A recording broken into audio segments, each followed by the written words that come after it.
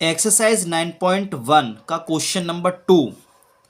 A tree breaks due to the storm and the broken part bend so that the top of the tree touches the ground making an angle 30 degree with it. अब देखिए इस line का मतलब क्या है। सबसे पहले line का मतलब जान लेते हैं। इसमें बोला गया है ए ट्री ब्रेक, एक ट्री ब्रेक होता है मतलब टूटता है, ठीक है, टू द स्ट्रॉम, एक तूफान आने से, ठीक है, and broken part bend so that the top of the tree, tree का जो टॉप होता है वो ग्राउंड पॉइंट को टच करता है और 30 डिग्री का एंगल बनाता है। कैसे? जैसे सपोज कीजिए यहाँ पे, सपोज कीजिए यहाँ से यहाँ तक ये क्या है, इसकी हाइट हम मान लेते हैं इस तरीके से, ये यहाँ से यहाँ तक, ये ऊपर से नीचे तक तो ये पूरा कंप्लीट ट्री है।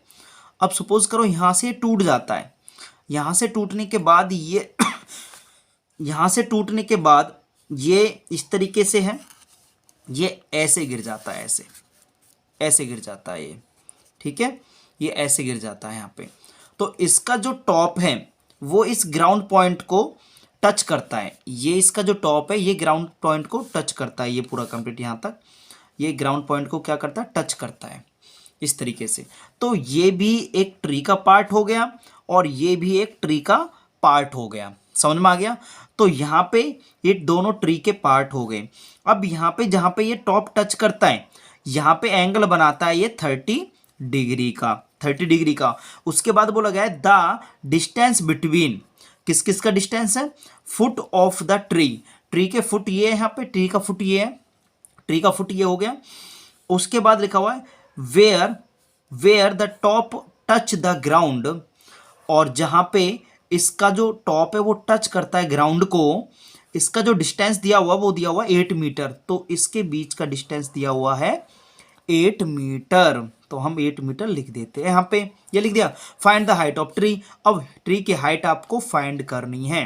समझ में आ गया? ये भी ट्री का पार्ट है, ये भी ट्री का पार्ट है, ये दोनों पार्ट आपको फाइंड करने हैं। तो सबसे पहले हमें कौन सा पार्ट लेना है, आप कोई भी पार्ट ले सकते हो यहाँ पे, इस पार्ट का और इस पार्ट का यूज़ कर सकते हो, या इस पार्ट का इस पार्ट का यूज़ कर सकते हो, और लास्ट में क्या करना है, दोनों को ऐड करना है। इसको मैंने x मान लिया, x मीटर मान लिया, और इसको मैंने y मीटर मान लिया। जब x और y हमारे पास आ जाएंगे तो हम दोनों को ऐड कर देते हैं। तो यहाँ पे हम मान लेते हैं let height of tree, tree की हमने हाइट मानी यहाँ पे x plus y metre. Triangle का नामकरण कर देते हैं ए बी सी। तो यहाँ पे हम ट्रायंगल ले लेते हैं इन triangle A B C.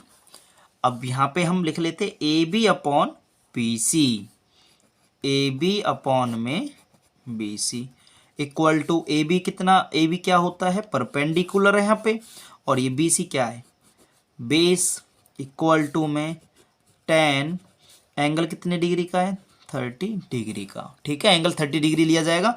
A B क्या माना हुआ x, तो हम x लिख लेते हैं, और बी सी कितना 8, तो हमने 8 लिखे जा। tan 30 की वैल्यू कितनी होती है, 1 अपॉन में √3, क्रॉस मल्टीप्लाई कर देते हैं हम, 8 की मल्टीप्लाई यहाँ पे करोगे तो x इज इक्वल टू कितना आ जाएगा, 8 अपॉन में √3। अभी फिलहाल हम इसको इतना ही छोड़ देते हैं, हम आगे नहीं करते इसको, ठीक है। अब x की वैल्यू आपके पास आ गई, अब हमें y की वैल्यू तो फाइंड आउट करनी है ना, ठीक है। तो y की वैल्यू फाइंड आउट करने के लिए इसी ट्रायंगल का यूज करोगे, कोई नया ट्रायंगल नहीं बनाओगे आप यहाँ पे, ठीक है। तो ट्रायंगल दोबारा से इसको लीजिए ए बी सी। अब ए बी सी ट्रायंगल ले लीजिए आप, यहाँ पे लिख लेते हैं हम इन ट्रायंगल ए बी सी, दोबारा से लिया तो अगेन लिख दीजिए, again in triangle A B C. अब वही सेम आपको यहाँ पे ये फाइंड आउट करना है हाइपोटेनियस मतलब ए सी, तो हम ए सी को ऊपर लिख देते हैं ए सी अपॉन में, और बेस को लिख लेते हैं नीचे बी सी, ये लिख दिया बी सी, ठीक है। तो ये किसके इक्वल होता है, ए सी क्या हो गया हाइपोटेनियस अपॉन में ये क्या हो गया base, hypotenuse upon base equal to किसके होता है H by V, hypotenuse upon base होता है आपका सेक। सेक एंगल कितनी डिग्री का, यही एंगल लिया जाएगा, कोई नया एंगल नहीं आएगा, 30 डिग्री।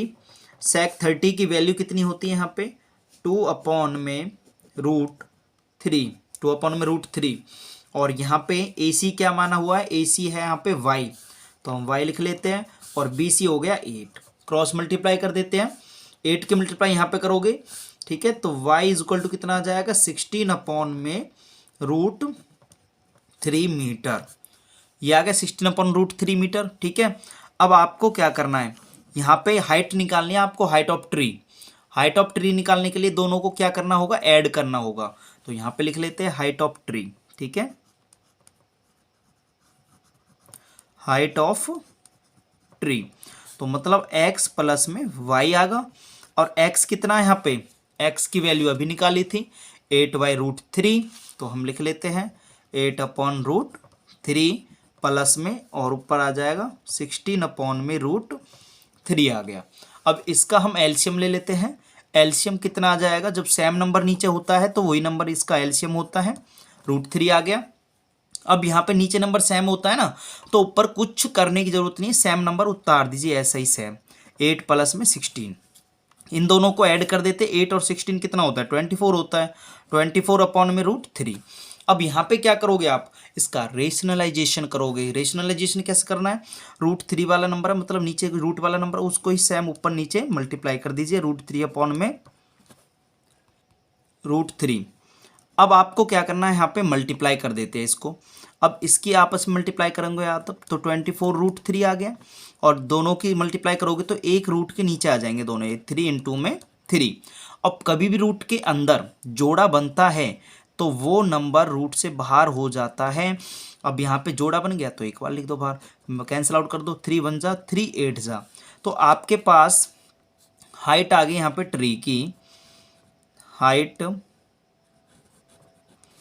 हाइट ऑफ ट्री की हाइट आ गई यहाँ पे 8√3 मीटर। ये इसका आंसर है।